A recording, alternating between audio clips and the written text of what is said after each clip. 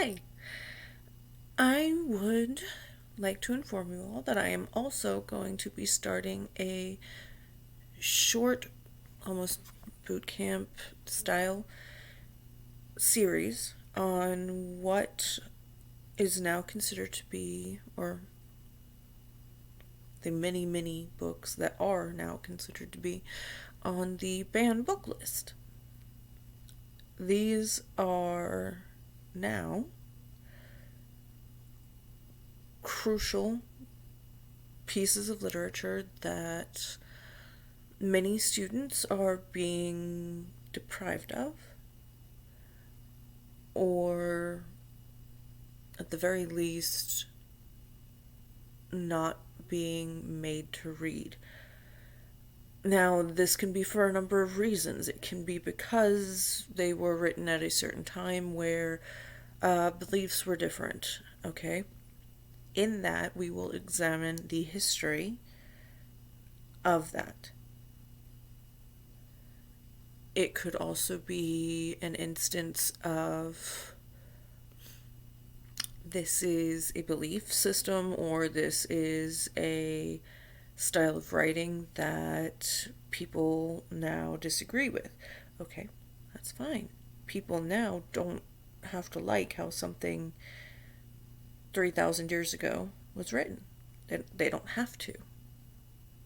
But it was still a style from 3,000 years ago and still contains or can contain crucial information.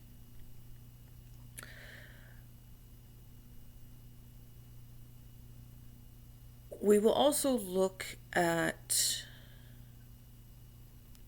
not only the literature of it, so you can accurately analyze and write on them.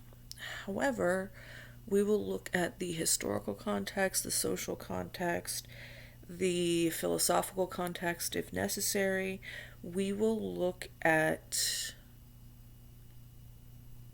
I'm going to say almost all, just in case I'm forgetting one of my forms of literary analyses, but we will look at almost all forms of analyzing these pieces of literature.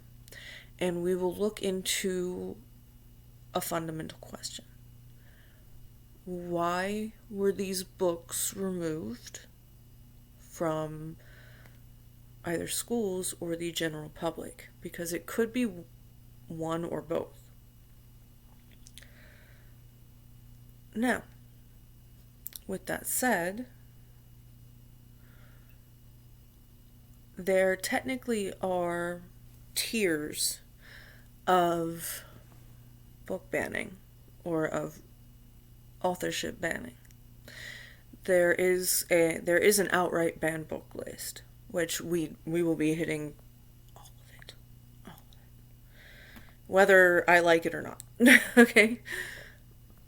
But there's also something referred to as a prohibited list. Now, a prohibited list is a list that schools cannot promote it, however, it can still be out in the general public. Now, what that ultimately means is you can find it online, however, your school can't assign it for, here, read this, analyze this. But you can still go find it online, or you can still go find it in a book. Obviously, the prohibited list is slightly less restrictive. However, it still maintains and harms awareness of these pieces.